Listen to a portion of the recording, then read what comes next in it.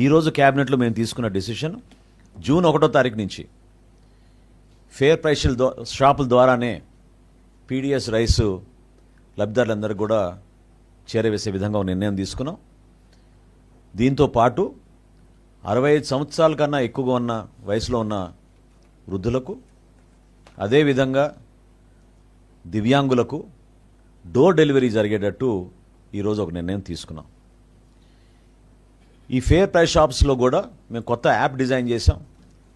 Ration చాలా పక్కాగా మేము మానిటర్ చేసుకునే విధంగా నెక్స్ట్ ఫేజ్లో మేము ప్రతి షాప్లో కూడా సీసీ కెమెరాలు కూడా ఏర్పాటు చేసి వాళ్ళ సర్వీసెస్ని మేము పెంచే విధంగా కేంద్ర ప్రభుత్వంతో చర్చించిన తర్వాత ప్రాథమిక అనుమతులు వచ్చినాయి మాకు.